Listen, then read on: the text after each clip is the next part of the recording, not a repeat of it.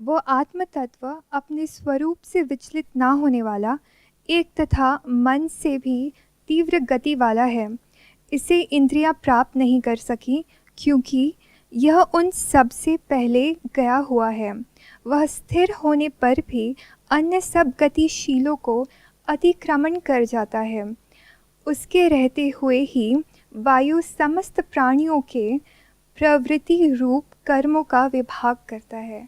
तो I selected this verse क्योंकि इसमें आत्म तत्व कॉन्शियसनेस की बात की जा रही है, जिसका मुझे बोध है किंतु ज्ञान नहीं, तो इसलिए आई सेलेक्टेड दिस वन। लेकिन मुझे पूरी डिटेल में समझ नहीं आई है। आपने जो वर्ड सिलेक्ट किया है ये है ईशावास्य उपनिषद से, जिसमें कहा जा रहा है वह आत्म तत्व अपने स्वरूप से विचलित ना होने वाला।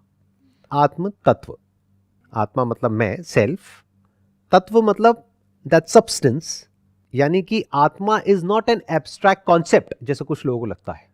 क्योंकि हर जगह क्या कहा गया कि वो इंद्रियों से परे है, मन से परे है, बुद्धि से परे है, शरीर से परे है। तो सबने क्या इमेजिन कर लिया कि उसको तो रियलाइज ही नहीं किया जा सकता, कि वो है ही नहीं। इट्स लाइक एम्प्टीनेस, शून्यता है। तो लोग शून्यता में जाकर के अटक गए। उन्होंने अपना एक एब्स्ट्रैक्ट कॉन्सेप्ट बना लिया नथिंगनेस का, और सोचने लग गए कि वही आत्मा है। तो उसको डिस्ट्रॉय करने के लिए क्या कहा जा रहा है, वह आत्म तत्व। तत्व मतलब जैसे जिस चीज का कोई चीज बनी होती है, जैसे कोई मिट्टी की चीज बनी हुई है तो उसका तत्व क्या हो गया, मिट्टी। कोई चीज प्लास्टिक की बनी हुई है तो उसका तत्व क्या है, प्लास्टिक। ऐसे ही आत्मा का तत्व। तो आत्मा is not an abstract concept, आत्मा इज नॉट नथिंगनेस, आत्मा इज नॉट अ थॉट। और ये किस बेसिस पे बोला जा सकता है, जब उसका बोध किसी को हुआ हो। बोध मतलब एक्सपीरियंस। बट ये कंफ्यूजिंग क्यों हो जाता है, उसका एक्सपीरियंस तो होता है but there is no experiencer there.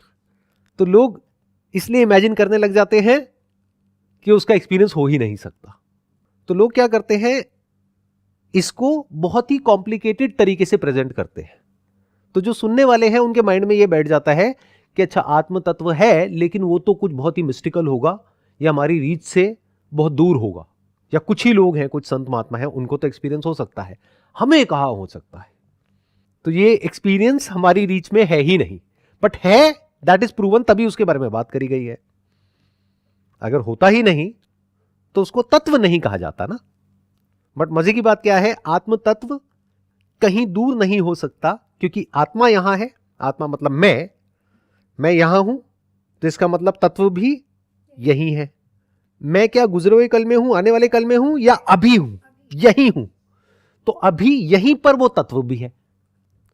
अब उसके बारे में क्या कहा जा रहा है, वह जो आत्म तत्व है वो अपने स्वरूप से ही, स्वरूप यानी उसका जो रूप है, विचलित ना होने वाला है। मतलब वो विचलित नहीं होता है। जैसे फॉर एग्जांपल हमारी जो ब्रेथ है, थॉट में चेंजेस होते हैं तो ब्रेथ विचलित हो जाती है, ये शरीर विचलित हो जाता है, मन विचलित हो जाता है, बुद्धि विचलित हो जाती है। तो सब कुछ विचलित होता है इस पूरी दुनिया में, बट आत्म तत्व विचलित नहीं होता है, ये कहा जा रहा है। इनफैक्ट इस पूरी क्रिएशन में आत्म तत्व के अलावा और कुछ भी ऐसा नहीं है जो विचलित नहीं होता है। अगर उसका नियरेस्ट एग्जाम्पल कोई है तो वो है स्पेस, आकाश। जैसे आकाश में सब कुछ विचलित होता है, जैसे टेबल है, इसको मैंने शिफ्ट कर दिया, विचलित हो गई, आकाश विचलित नहीं हुआ। But that is the nearest example. इसका मतलब ये नहीं है कि वो स्पेस है। एक तथा मन से भी तीव्र गति वाला है, वेरी इंटरेस्टिंग, कि वो एक ही है। आत्म तत्व एक है, यानी जितनी बॉडीज हैं उसमें अलग अलग आत्म तत्व नहीं है। There is only one self which is pervading everything and everyone. ये बहुत बड़ी बात है जो यहां पर कही जा रही है। और उसके बारे में क्या कहा जा रहा है, वो एक है तथा मन से भी तीव्र गति वाला है। थॉट से, फीलिंग से, इमोशन से। मुझे ये बताओ, थॉट से तेज क्या है इस पूरी क्रिएशन में। जैसे सन से अर्थ तक लाइट पहुंचने में कुछ सेकंड्स लगते हैं, लेकिन सोच करके देखो सन के बारे में, तो लाइट से भी तेज हमारा थॉट ट्रैवल कर गया। तो मन से तेज कुछ नहीं है as far as this universe is concerned. यानी जहां आपका थॉट पहुंचता है, जैसे एक ऑब्जेक्ट से दूसरे ऑब्जेक्ट तक वो पहुंचा थॉट हमारा। ये ऑब्जेक्ट्स क्या है, फॉर्म्स है, या आइडेंटिफिकेशन ऑफ समथिंग है, name given to a thing और अ पर्सन, तो ये थॉट जितनी देर में वहां से वहां तक पहुंचता है, मानो 1 सेकंड के 1,00,000वें हिस्से में पहुंचता है, उससे भी तेज आत्म तत्व है। तो ऐसा कौन सा तत्व है जो थॉट से भी तेज है? अगेन, अगर उसका नियरेस्ट एग्जाम्पल देखा जाए तो दैट इज स्पेस। मेमोरी का भी जो ग्राउंड है वो स्पेस है। बाहर भी जो कुछ है, थिंग्स एंड पीपल या living things and non living things, उसका भी जो ग्राउंड है वो स्पेस है। तो स्पेस उससे पहले ही वहां पहुंच जाता है जिससे पहले कोई चीज ट्रैवल करती है। तो इसका मतलब क्या है कि जो आत्म तत्व है that is all pervading, that is everywhere. इसका यही मतलब हो सकता है, और कोई मतलब है ही नहीं। इसे इंद्रियां प्राप्त नहीं कर सकती, मतलब जो हमारी 5 इंद्रियां हैं, 5 सेंसेस हैं, वो उसको प्राप्त नहीं कर सकती, इन द सेंस के उसको होल्ड नहीं कर सकती आत्म तत्व को। जैसे our eyes can be hold a form, our ears can be hold a sound and remember a sound. जैसे कोई गाना सुना तो उसको हमने वापस से अपनी मेमोरी के थ्रू रिप्रोड्यूस कर दिया, इसको बोलते हैं प्राप्त कर लेना या अंदर स्टोर कर लेना। तो आत्म तत्व को अंदर हम स्टोर नहीं कर सकते, क्योंकि स्टोरेज सिर्फ फाइनाइट का होता है, फॉर्म का होता है, लिमिटेड किसी चीज का होता है।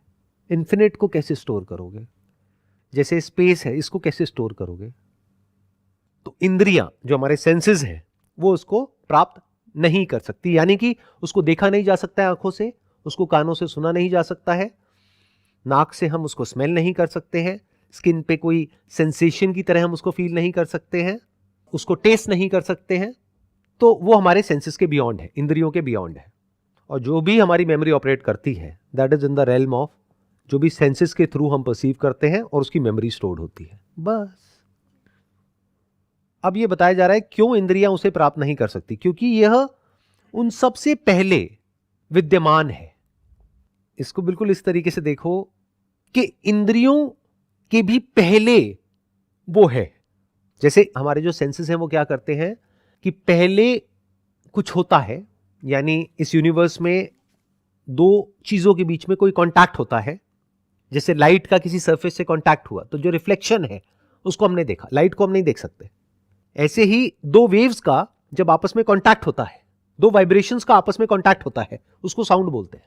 तो पहले वो कांटेक्ट होता है, फिर सेंसेस की बारी आती है, फिर सेंसेस के थ्रू हम उसको परसीव करते हैं। बट वो जो आत्म तत्व है वो सेंसेस से भी पहले है, यानी कि कॉन्शियसनेस, यानी कि जो मैं हूं, मैं उस कांटेक्ट से पहले ही एग्जिस्ट करता हूं।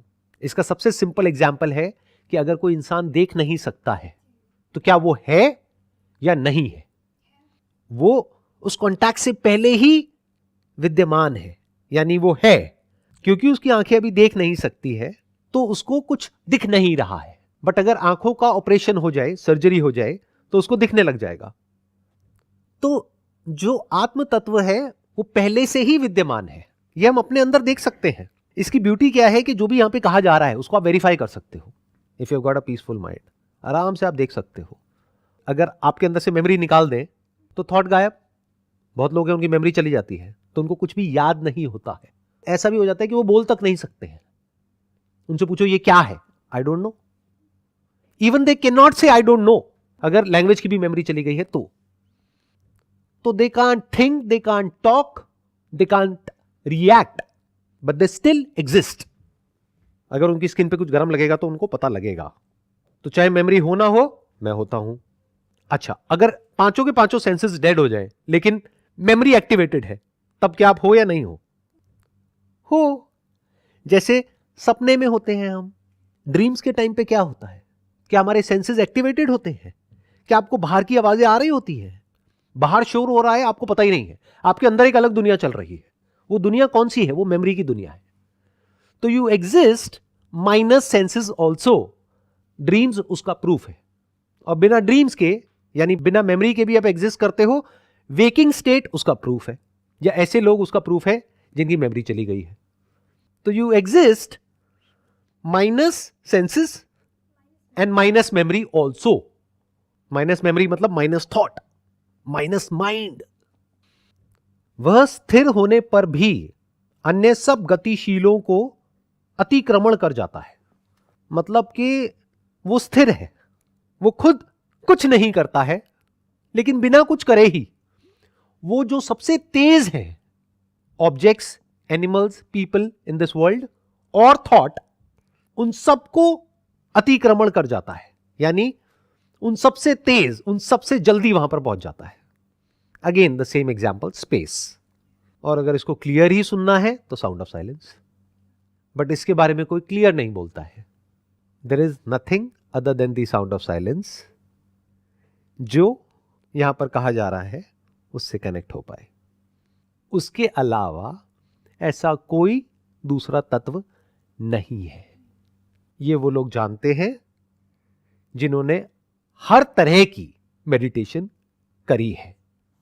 जिन्होंने नहीं करी है उनके मन में एक डाउट होता है कि शायद इसके अलावा भी कहीं कुछ है।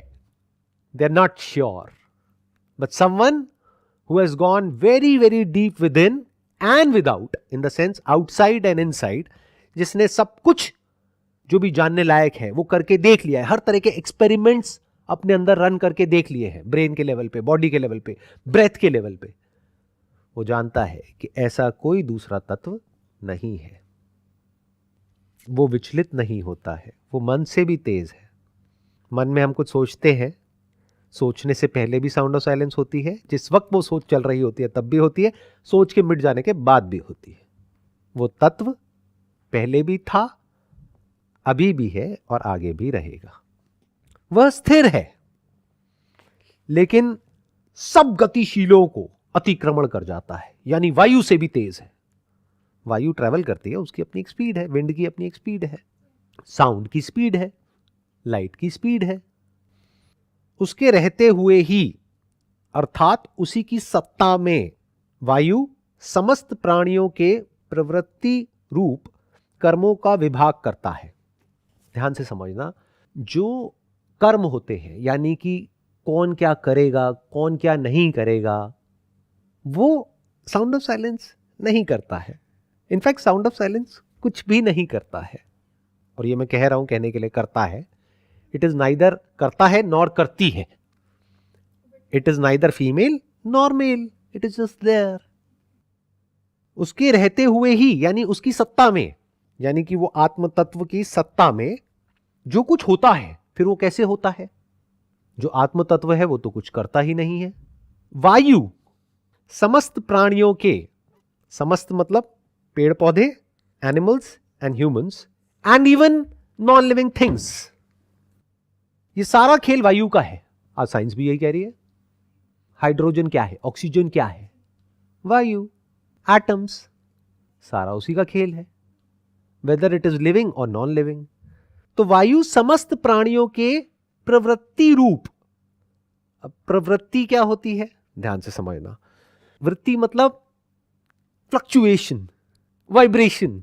प्र मतलब आप कह सकते हो सुप्रीम, प्र मतलब आप कह सकते हो प्रायर टू समथिंग, प्र मतलब आप कह सकते हो सबसे पहली वृत्ति या फिर सबसे इसेंशियल वृत्ति, the essence of that thing, जिसको आज साइंटिफिकली डीएनए बोलते हैं।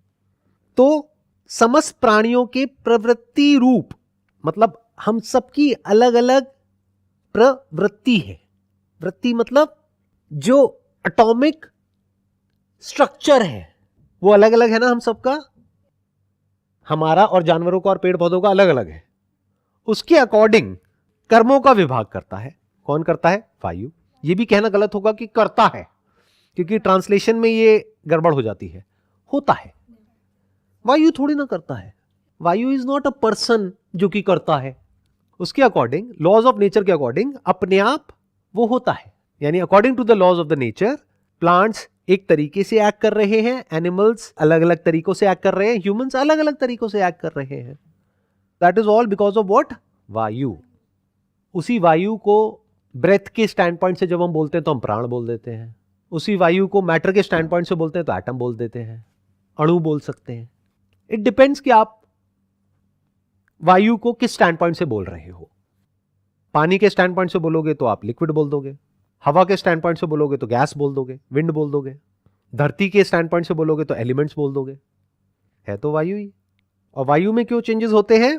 Because of the laws of nature, यानी कि जब हीट बढ़ती है तो वायु अलग तरीके से एक्ट करती है, जब हीट कम होती है तो अलग तरीके से एक्ट करती है। तो ये भी कोई कर नहीं रहा है, अपने आप हो रहा है। It depends upon a lot of factors. In fact ये कहना गलत नहीं होगा कि everything is connected to everything else. हम क्या गलती करते हैं, हमेशा इन आइसोलेशन चीजों को देखते हैं, क्योंकि हम खुद को ऐसे देखते हैं तो दुनिया को भी हम ऐसे ही देखते हैं।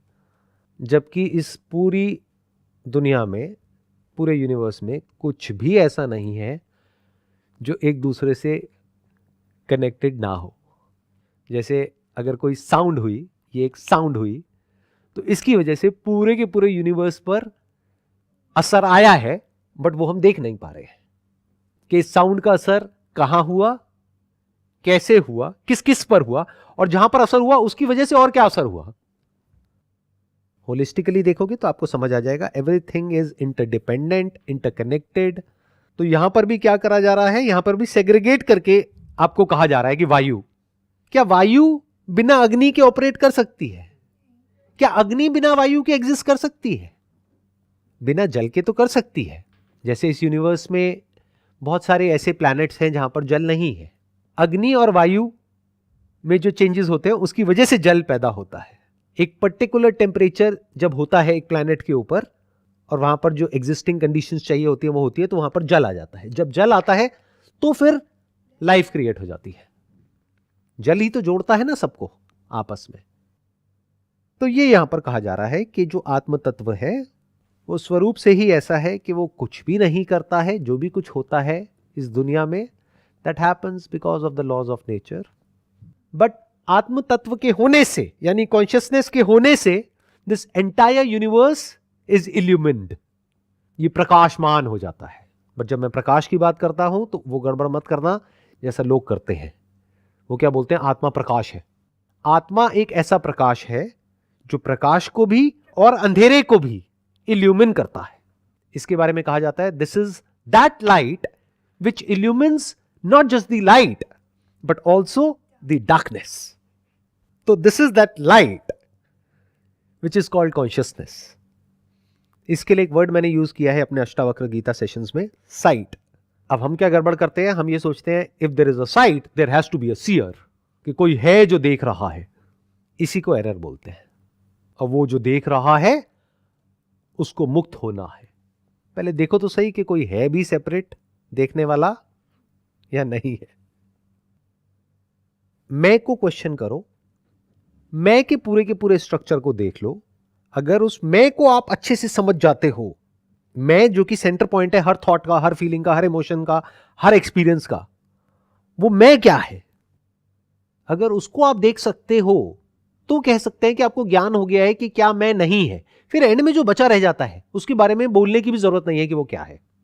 Although I speak about the sound of silence, but that is something which is there when everything else is negated. जैसे मैंने ये शर्ट पहनी हुई है, अगर मैं इसको नेगेट कर देता हूं कि अच्छा इस शर्ट को अगर मैं जला भी दूं तब भी मैं हूं, तो ऐसे एक एक करके step by step, step by step, step by step, बड़े आराम से, कूलली कामली आप एक एक करके जितना भी कुछ है इस यूनिवर्स में उसको आप देख सकते हो कि मैं क्या नहीं है। इसको नेति नेति नेति नेति बोलते हैं। तो जब सब कुछ नेगेट हो जाता है, यानी आप देख लेते हो कि मैं ये शरीर नहीं हूं, मन नहीं हूं, बुद्धि नहीं हूं, तो मैं हूं क्या, मैं हूं भी या नहीं हूं, तो लोग वहां पर जाकर के अटक जाते हैं। वो नहीं तक तो जाते हैं, फिर उस नथिंगनेस को ही मैं समझ लेते हैं। तो वहां पर क्या होता है कि वहां पर जाकर के वो लोग एम्प्टीनेस को ही सच मान लेते हैं। But that emptiness is full of something. What is that thing which is there even in emptiness? जहां कुछ नहीं होता वहां क्या होता है? वहां पे साउंड ऑफ साइलेंस होती है। तो मैंने क्या किया है कि आपको पहले पॉइंट कर दिया है साउंड ऑफ साइलेंस की तरफ।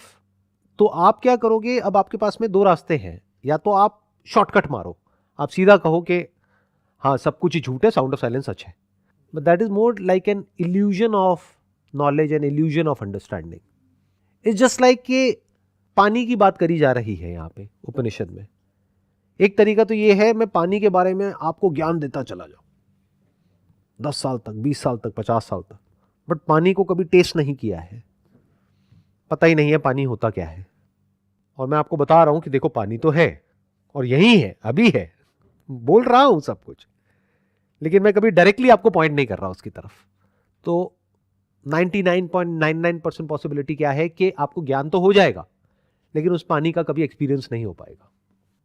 पानी के बारे में मैं इतना कुछ कह दूंगा कि पानी आपके सामने होगा, फिर भी आप देख करके कहोगे नहीं ये पानी नहीं है, मैंने पढ़ा था ना, पानी तो ऐसा है, पानी तो वैसा है। तो मैंने अब क्या किया, ज्ञान के थ्रू नहीं गया, सीधा डायरेक्ट एक्सपीरियंस ऑफ वाटर, यानी कि साउंड ऑफ साइलेंस। आपने पी लिया, तभी जो संत महात्मा हुए हैं जिन्होंने पीने की बात करी है, तब लोगों ने क्या समझा कि वो कुछ एल्कोहल की बात कर रहे हैं। जैसे रूमी की आप बातें सुनोगे या संत कबीर की बातें सुनोगे, उसमें पीने की बात करी गई है, तो लोगों को लगा शायद कोई पानी की बात हो रही है, वाइन की बात हो रही है, जबकि वो साउंड ऑफ साइलेंस की बात हो रही है। तो एक तरीका तो ये है, इसको पी करके यानी साउंड ऑफ साइलेंस को एक्सपीरियंस करके आप मस्त हो जाओ, क्योंकि this is a shortcut to be free from thought instantly. There is no other way to be free from thought. जब आप इसको एक्सपीरियंस करते हो तो क्या मन एकदम से शांत नहीं हो जाता है? तो this is the highest form of meditation, this is the highest form of bhakti. You can just surrender yourself to that. मुझे नहीं समझ आ रहा है क्या है, लेकिन है। अब हुआ क्या कि आपने पानी को टेस्ट तो कर लिया, लेकिन आपको पानी का ज्ञान नहीं है। दोनों में से ज्यादा इंपॉर्टेंट क्या है, पानी का एक्सपीरियंस या पानी का ज्ञान? इट्स एक्सपीरियंस, बिकॉज अगर हम कुछ एक्सपीरियंस कर लेते हैं then it's easy to get the knowledge about it. Experience is always bigger than knowledge. कोई इंसान प्यासा है, वो कहेगा बहुत बातें हो गई पानी की। अगर कोई एक्चुअल में प्यासा होगा तो प्यास किसकी है? हम सबको एक शांत मन चाहिए। तो मन को शांत करने का और कोई दूसरा तरीका है ही नहीं। अगर कभी आपने अलग अलग तरह से एक्चुअल में कोशिश करी है मन को शांत करने की, तो आपको समझ आ जाएगा there is no other way. Because और जितने भी तरीके हैं, उन तरीकों में क्या होता है, आपको अपने ध्यान को कहीं ना कहीं लगाना पड़ता है। यहां पे आपको अपने ध्यान को लगाना ही नहीं है, ध्यान करना ही नहीं है, ध्यान अपने आप लग जाता है, ध्यान मिट जाता है। लोगों को लगता है मेडिटेशन मतलब ध्यान करो, करते रहो। कितने सालों तक करोगे? 10 साल, 20 साल, 50 साल करते रहो। जब तक वो ध्यान मिटेगा नहीं, तब तक समाधि नहीं लगेगी। समाधि मतलब धी मतलब बुद्धि, सम मतलब सामान्य, मतलब ना बुद्धि ओवर एक्साइटेड है ना डिप्रेस्ड है। तो यहां पर क्या होता है, साउंड ऑफ साइलेंस को चाहे आप जानते हो चाहे नहीं जानते हो, दोनों में थोड़ा सा फर्क आ जाता है। अगर नहीं जानते हो तो आप इसको एंजॉय करोगे, यानी इसका आपको ज्ञान नहीं है, तो आप क्या करोगे, साउंड ऑफ साइलेंस का एक्सपीरियंस हो गया, अब आंख बंद कर लो और साउंड आती रहेंगी, करती रहेंगी, but this is always there. There is no way to make it non existent, because it is the very ground of existence. You can not destroy it, you can not stop it, it's always there. तो आपके पास में choice क्या रह जाएगी, आप अपने आप को सरेंडर कर दोगे। और अगर एक्चुअल में सरेंडर कर दोगे तो you will be at bliss, आपको बहुत अच्छा लगेगा। For the first time in your life you will experience something जहां पे naturally you can be free from thought, कुछ देर के लिए। But if you want to be free from thought which is a disturbing thought, thought दो तरीके का होता है, एक डिस्टर्बिंग होता है, एक नॉन डिस्टर्बिंग होता है। अब ध्यान से सुन लेना, मैं जो कह रहा हूं वो बहुत बारीक बात है। अगर ये समझ आई तो स्पिरिचुअलिटी का जो एसेंस है वो समझ आ जाएगा।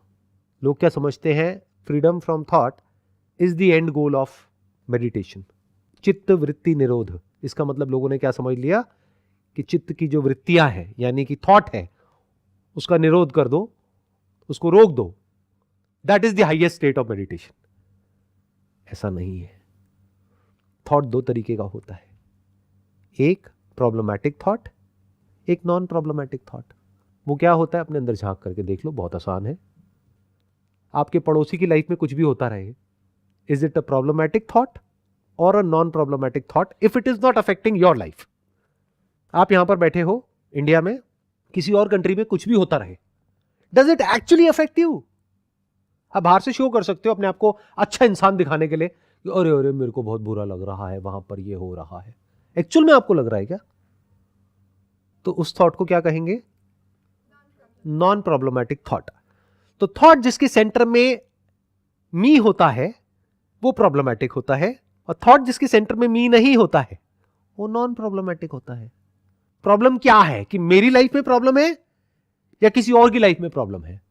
किसी और की लाइफ में कुछ भी प्रॉब्लम होती रहे, आपको क्या फर्क पड़ता है? आपको तो इससे मतलब है कि मेरी लाइफ में प्रॉब्लम नहीं होनी चाहिए. What is the root cause of all your suffering? That is the self. That is you.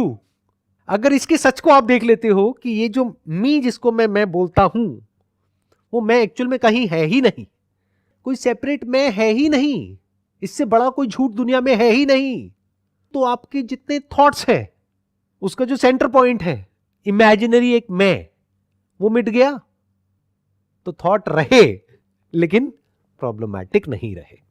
Now you can think, you can do whatever you want to, you can act in this world, or you can sit silently, doesn't matter. Sir आपने अभी बताया कि आत्मा है पर सभी आत्माओं का तत्व सेम है, तो how can be possible? Her living being अलग है तो हर किसी का तत्व भी अलग होगा ना. एंड सेकंड क्वेश्चन इज कि जब हम जन्म लेते हैं क्या ये आत्म तब उसी टाइम हमारे अंदर जाता है या even if it is in गर्भ तब होता है? तो this I want to know. देखो ध्यान से समझना, एक होता है आत्म तत्व, एक होता है अनात्म तत्व.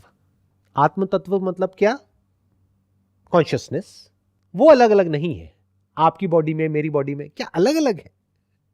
कॉन्शियसनेस चाहे आपकी बॉडी में हो, चाहे एक बच्चे की बॉडी में हो, चाहे एक जानवर की बॉडी में हो, क्या वो अलग अलग है? अगर कुछ गर्म यहां पर टच करेंगे तो उसको भी फील होगा, आपको भी होगा, बच्चे को भी होगा, बुजुर्ग को भी होगा. तो अलग अलग क्या है? बॉडीज अलग अलग है. बॉडीज एंड आत्मा अलग अलग है, तत्व is the same in every body. जब हम तत्व की बात करते हैं तो दो तरह के तत्व हैं. एक है विथ फॉर्म, उसको बोलते हैं सगुण, और एक है निर्गुण यानी फॉर्मलेस. तो जो निर्गुण है यानी जिसकी कोई गुण नहीं है, जिसकी कोई फॉर्म नहीं है, जो फॉर्मलेस है, वो क्या है? आत्म तत्व. That is the self. तो जब वो फॉर्मलेस है तो दो बॉडीज में अलग अलग कैसे हो सकता है? जैसे स्पेस, क्या आपके बॉडी के अंदर की स्पेस मेरे बॉडी के अंदर की स्पेस अलग अलग है? Formless can not be divided. Formless bye it's very nature is infinite. Infinity को जितना भी तोड़ोगे इन्फिनिट ही बचेगा, और तोड़ने के बाद अगर इन्फिनिट में से कुछ निकाल दिया तब भी इन्फिनिट है, कुछ ऐड कर दिया तब भी इन्फिनिट है, मल्टीप्लाई कर दिया तब भी इन्फिनिट है, माइनस कर दिया तब भी इन्फिनिट है. इन्फिनिट कम ज्यादा नहीं होता है, फाइनाइट कम ज्यादा होता है. बैंक बैलेंस फाइनाइट है तो कम हो जाता है, ज्यादा हो जाता है. इन्फिनिटी में ज्यादा कम का कोई कॉन्सेप्ट ही नहीं है. तो आत्म तत्व इज इन्फिनिट, इज फॉर्मलेस. क्या साउंड ऑफ साइलेंस में कोई डिवीजन पॉसिबल है? क्या आपकी बॉडी के अंदर अलग है, मेरी बॉडी के अंदर अलग है? क्या स्पेस आपकी बॉडी के अंदर अलग है, मेरी बॉडी के अंदर अलग है? तो डिवीजन कहां है, किस लेवल पर है? ध्यान से समझना. डिवीजन जो है वो है सिर्फ आपकी सोच के लेवल पर और अपीयरेंस के लेवल पर. अपीयरेंस मतलब क्या? बाहर से जैसे आप दिखते हो और मैं दिखता हूं, दोनों में बड़ा फर्क है. हमारी जो बॉडी कंपोजिशन है वो अलग अलग है. जैसे दो मूर्तियां बनी है मिट्टी की, एक मूर्ति अलग है, दूसरी मूर्ति अलग है, बट दोनों का सब्सटेंस क्या है? सेम है. It is not similar, it is same. That has to be very clear. तो डिवीजन सब्सटेंस के लेवल पे नहीं है, चाहे आत्म तत्व हो चाहे अनात्म तत्व हो. अनात्म मतलब क्या? This body is not me. For example आप बोलते हो बॉडी मतलब क्या? ये हैंड. तो अगर हम हाथ को काट दें तो क्या आप एग्जिस्ट कर रहे हो? नहीं कर रहे हो. तो that is proved you are not this hand, because you can exist without this hand also. If you say I M these eyes, तो अगर हम आंखों को हटा दें तो तब भी आप हो. तो जिसके बिना भी आप एग्जिस्ट कर सकते हो उसको हम क्या कहेंगे?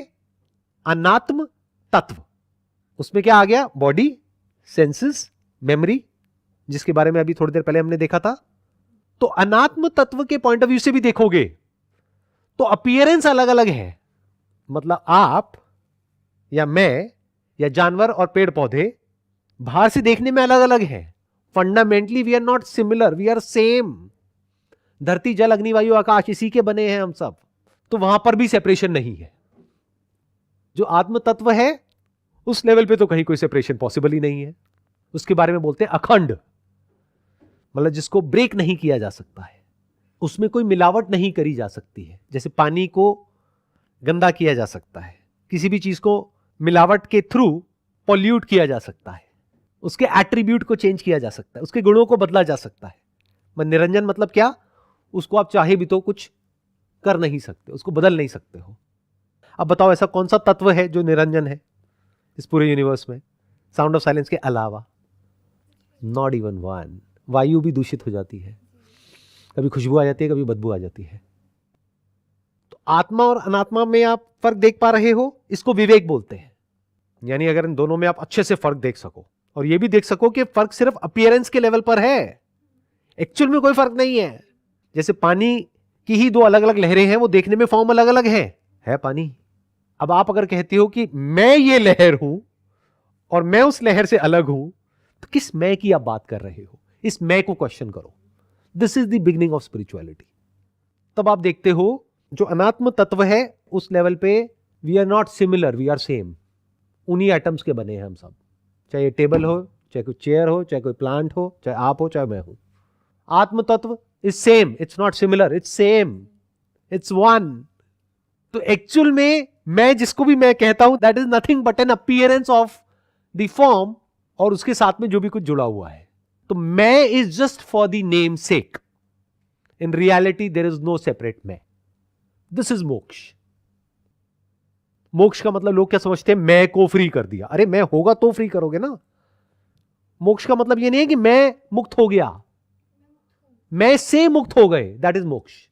मतलब इस मैं के झूठे कॉन्सेप्ट से आप फ्री हो गए, this is moksha. Because now from the standpoint of the body I am not different from the universe. From the standpoint of my soul, that is atma, I am not different from the universe.